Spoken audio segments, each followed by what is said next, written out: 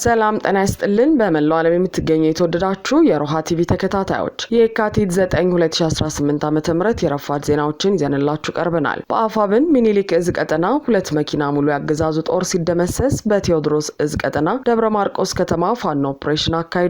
ዝርዝራው ወደ ግንባር መረጃዎችን ይዘናል። ጠላቶቻችን አሁንም ወደ አዲስ ጦርነትና ከበባ ለመግባት ግፊት እያደረጉ ነው ሲሉ ደብረጽዮን ገብረ ሚካኤል ተናግረዋል። አቶ ጌታቸው ያሉት ነገርም አለ በዘገባችን አካተነዋል። በዝዋይ አካባቢ መከላከያ ወደ ሰሜን ኢትዮጵያ መውጣቱን ተከትሎ የኦነግ ጦር በነሽ መልስ ሚሊሻ ላይ ጥቃት አድርሷል። ከሞጆ አዋሳ ያለው መንገድ ሊዘጋ ነው ተሰሙታላችሁ። እስራኤል በጋዛ በፈጸመችው አየር ጥቃት 11 ሰዎች መገደላቸው ተነግሯል። ውድ አድማጭ ተመልካቾቻችን አብራችሁ ልትቆዩ ከፈቀዳችሁ እነዚህ መረጃዎች በዝርዝር የምናሰማችሁ ይሆናል። የሮሃ ቲቪ ወቅታዊና ሀቀኛ መረጃዎች እንዲደርሷችሁ ቻናሉን ሰብስክራይብ፣ ላይክ እና ሼር በማድረግ አሁኑኑ ቤተሰብ ይሁኑ። በአፋብን ሚኒሊክ እዝ ቀጠና 2 መኪና ሙሉ ያገዛዙ ጦር ሲደመሰስ በቴዎድሮስ እዝ ቀጠና ደብረ ማርቆስ ከተማ ፋኖ ኦፕሬሽን አካሂዷል። የአፋብን ሚኒሊክ እዝ አሳምናው ክፍለ ጦር ቃኝ በበርካታ መኪና በመጓጓዝ የነበረ የብልጽግና ኃይል ላይ በፈጸመው የደፈጣ ጥቃት 2 መኪና ሙሉ ለሙሉ ሙትና ቁስለኛ በማድረግ ታላቅ ድል ተጎናጽፏል። ከአፋር ክልል ጭፍራ ተነስቶ ወልዲያን በማቋረጥ ወደ ላሊበላ መስመር በ4 ዙ 23 ታጅቦ በበርካታ መኪኖች ይጓዝ የነበረ የብልጽግና አገዛዝ ሰራዊት መካከል ሁለቱ መኪና ላይ የአሳምነው ክፍለ ጦር ቃኝ ታንቃ ከተማ ዙሪያ ደፈጣ ጥቃት በመፈጸም ሙሉ ለሙሉ ሙትና ቁስለኛ በማድረግ ታላቅ ድል ተጎናጽፈዋል። ጉዞ ላይ ባለበት በደፈጣ የተመታው የብልጽግና ኃይል ሙትና ቁስለኛውን ሳያነሳ ጉዞውን የቀጠለ ሲሆን ከወልዲያና አካባቢ የመጣ ኃይል 13 ቁስለኛ አንስቶ ተመልሷል። የአማራ ምድር ሲኦል የሆነበት ያገዛዙ ብልጽግና ሰራዊትም በሁሉም አቅጣጫ እየፈረሰ በስፋት ፋኖን እየተቀላቀለም ይገኛል። በሌላ በኩል በእግረኛ ሰራዊቱ ተስፋ የቆረጠው አገዛዙ በአሁኑ ሰዓት በወረታ ከተማ ተከታታይ የሆነ የሰው አልባ አውሮፕላን ድብደባ እየፈጸመ መሆኑ ተሰምቷል። በትናንትናው ዕለት በከተማዋ ከረፋድ ጀምሮ የድሮን ቅኝት እየተደረገ የዋለ ሲሆን ጥቃትም እየተፈጸመ ነው። አገዛዙ በከተማዋ እየፈጸመ የሚገኘው የድሮን ጥቃት የህዝብ መገልገያ ተቋማትና መኖሪያ ቤቶች ላይ ያነጣጠረ ነው። ፋኖ ከክልሉ ርዕሰ መዲና ባህር ዳር ከተማ በ55 ኪሎ ሜትር ርቀት በምትገኘው ወረታ ከተማ ላይ ትናንት የካቲት 8 2018 ዓ.ም ከንጋት ጀምሮ ባደረገው ከባድ ተጋድሎ ያገዛዙ ኃይል ምሽጎችን በመስበርና በርካታ የጠላት ኃይልን በመደምሰስ ከተማዋን በቁጥጥር ስር አስገብቷል። ከንጋት ጀምሮ በርካታ እግረኛ ወታደሮቹ የተደመሰሱበትና ከተማዋ በፋኖ ቁጥጥር ስር የገባችበት አገዛዙ ንጹሃንንና የህዝብ መገልገያ ተቋማትን እንዲሁም መኖሪያ ቤቶችን ያነጣጠረ የድሮን ጥቃት እየፈጸመ ይገኛል። ከፋኖ ጋር የእጅ በእጅ ውጊያ አድርጎ ማሸነፍ ያልቻሉ አገዛዙ ንጹሃን ላይና የህዝብ መገልገያ ተቋማት ላይ ያነጣጠረ ጥቃት በመፈጸም የፋኖ ኃይል በንጹሃን ላይ የሚፈጽመውን ጭፍጨፋ ለማስቆም ሲል ከተሞችን ለቆ እንዲወጣ ማስደረግ የሚል እቅድ ነድፎ እየሰራ መሆኑን ተገልጿል። እነዚህን ተጋድሎች በሚመለከት የአማራ ፋኖ ብሔራዊ ንቅናቄ ህዝብ ግንኙነት መምሪያ ኃላፊ አርበኛ አስረስ ማረ በሰጠው አስተያየት በቀጠለው የጎንደሩ ተጋድሎ ከባህር ዳር ጎንደር መስመር ላይ ከባህር ዳር በ60 ኪሎ ሜትር ርቀት ላይ በምትገኘው ወረታ ከተማ የከተማችን የጠላት ሎጂስቲክስ በመማረክ ጀብዱ ተፈጽሟል ብሏል። አብይ አህመድ እንደተለመደው ከተማው ላይ የድሮን ናዳ አውርዷል ያለው አርበኛው ድሮኑ በሰራዊታችን ላይ አንዳችም ጉዳት ባያደርስም በሲቪሊያን ላይ ጉዳት አድርሷል በማለት ገልጿል። ያገዛዙ ሰራዊት የመከላከያ ውጊያ እያደረገ መሆኑን አሚኮን ጨምሮ በልሳኖቹ በኩል አረጋግጧል ያለም ሲሆን በአፋር ክልል ጭፍራ ተነስቶ ወልዲያን በማቋረጥ ወደ ላሊበላ መስመር ሲጓዝ የነበረ ኃይል ተመቷል ሲልም አረጋግጧል። በሌሎች አካባቢዎችም የተጠናከሩ ውጊያዎች በመደረግ ላይ ናቸው።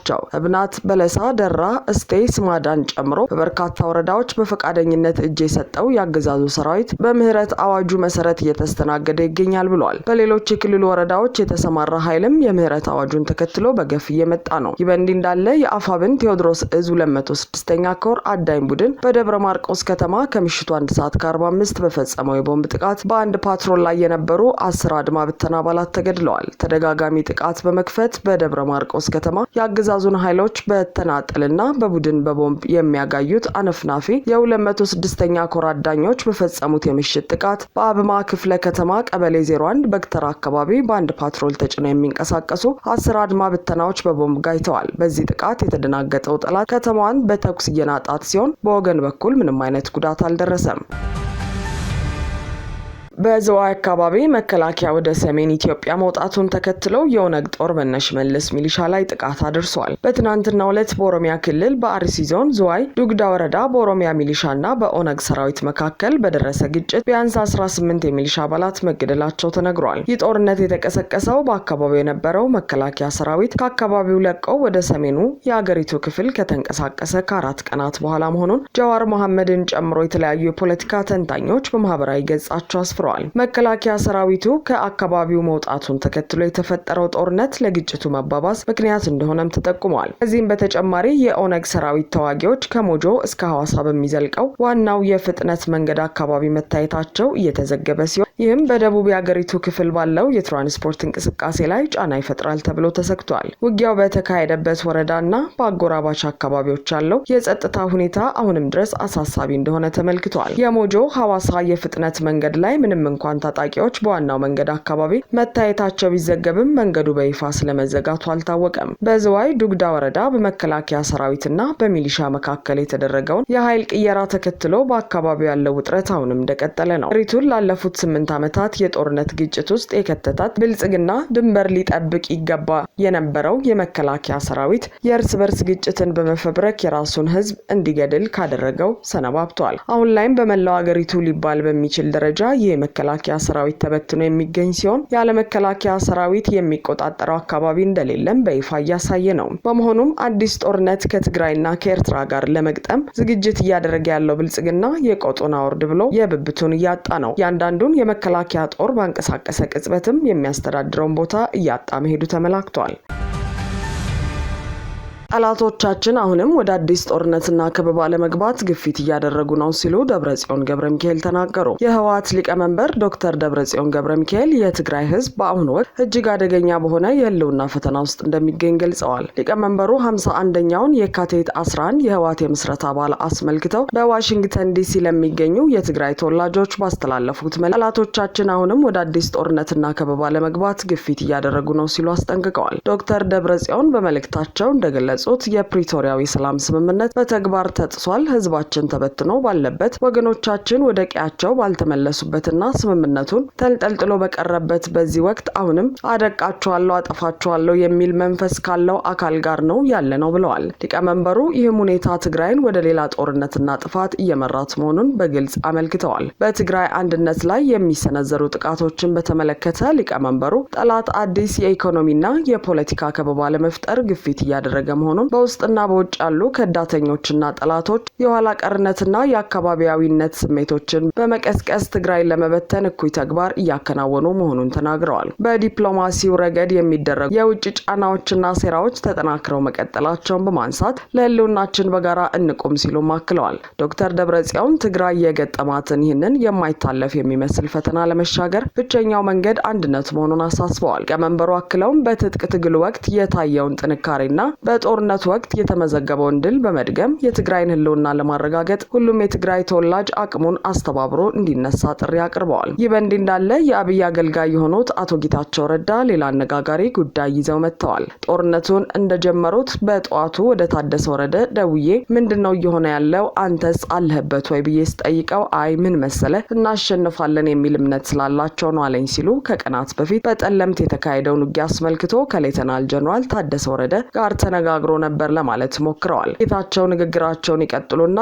እኔም በል ጦርነቱ በአስቸኳይ እንዲቆም መስራት አለብን ብዬ ሀሳቤን ሳልጨርስ ቆይቼ ልደውልል ብዬ ስልኩን ዘጋው። ከዛ በኋላ በተደጋጋሚ ብደውልለትም ስልኩንና ኢሜሉን ስለዘጋው ማግኘት አልቻልኩም ሲሉ ሊረጋገጥ የማይችል መረጃ አሰራጭተዋል። ታደሰ ወረደ በውሳኔያቸው ያልተሳተፈና የማያውቅ መስሎ ቢያናግረኝም በደንብ ያውቅ እንደነበር እርግጠኛ ነኝ ሲሉም ሌላ ዙር ወቀሳ ስልጣኔን ነጥቀውኛል ብለው ባሰቧቸው ታደሰ ላይ ሰንዝረዋል። ጌታቸው አክለውም ከ4 ቀናት በኋላ ደውል ብለውት ነው መሰል ወደ ጠቅላይ ሚኒስትሩ ደውሎ እኔ በዚህ ውሳኔ ላይ የለሁበትም ብሎ ነገራቸው። ጠቅላይ ሚኒስትሩም እንደዛ ከሆነ እንዲያብለ በመግለጫ ተናገራሉት። እሱም እሺ ብሎ ከተሰናበተ በኋላ በትግራይ ቴሌቪዥን ወጥ መከላከያ የሚተኩስብን አልመሰለንም ነበር፣ ትኩረት ያጡት ጥያቄዎቻችን ትኩረት እንዲያገኙ ብለን ነበር የተንቀሳቀስ ነው ብሎ ተናገረ ሲሉ ቲቢኤስ ለተሰኘውና በጀነራል ጻድቃን ለተመሰረተው ሚዲያ ተናግረዋል። ሆኖም ጌታቸው በየጊዜው በየሚዲያው እየወጡ ከሚናገሯቸው ውሸቶች አንጻር ይሄኛው ንግግራቸው ውሸት አለመሆኑን ማረጋገጥ አይቻልም። ምክንያቱም በትንሹ የስልክ የድምጽ ልውውጦችን እንኳን በማስረጃነት ማቅረብ አልቻሉም።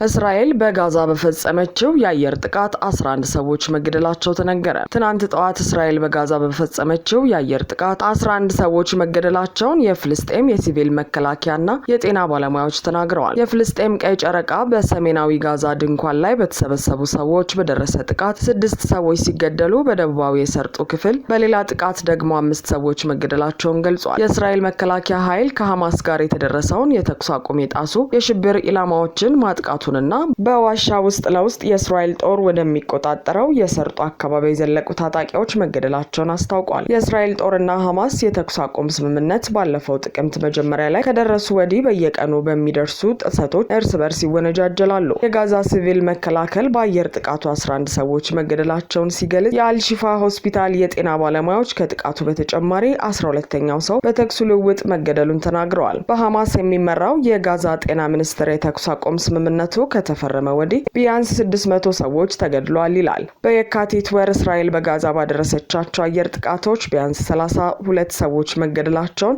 የአካባቢው ባለስልጣናት ተናግረዋል። የትናንቱ የእስራኤል ጥቃት ሁለተኛው የተኩስ አቁም ስምምነት ምዕራፍ ለመተግበር ዝግጅት እየተደረገ ባለበት ወቅት የተፈጸመ ነው። ባለፈው ወር ፕሬዚዳንት ዶናልድ ትራምፕ የጋዛ ሰላም ቦርድ በሚል ስያሜ ይፋ ያደረጉት ተቋም በመንግስታቱ ድርጅት ፈቃድ የጋዛን ድንበር የሚጠብቅና የሐማስን ትጥቅ መፍታት የሚቆጣጠር ዓለም አቀፍ ኃይል ያቋቁማል። በዋሽንግተን የመጀመሪያውን ስብሰባ በዚህ ሳምንት ያደርጋል ተብሎ የሚጠበቀው ቦርዱ ጋዛን የሚያስተዳድረውን መንግስት ምስረታንና የድህረ ጦርነት ግንባታን ይከታተላል። ከዚህ ስብሰባ አስቀድሞ ትራምፕ እሁድ ዕለት የቦርዱ አባላት ፍልስጤም ግዛት መልሶ ግንባታ $5 ቢሊዮን ቃል መግባታቸውን አስታውቀዋል። ትሩዝ ሶሻል በተባለው የማህበራዊ ትስስር ገጻቸው ሐማስ ትጥቅ እንዲፈታ በተደጋጋሚ ጠይቀዋል። ሐማስ ከዚህ ቀደም ፍልስጤም አገር ሆና ስትመሰረት ብቻ ትጥቅ እንደሚፈታ በመግለጽ መሳሪያ የመዘግዘጉን ጉዳይ ውድቅ አድርጓል። ባለፈው ሳምንት የሰላም ቦርዱ አባል የሆነችው ኢንዶኔዥያ ሁለተኛውን የተኩስ አቁም ስምምነት ለማሳለጥ 8000 ወታደሮቿን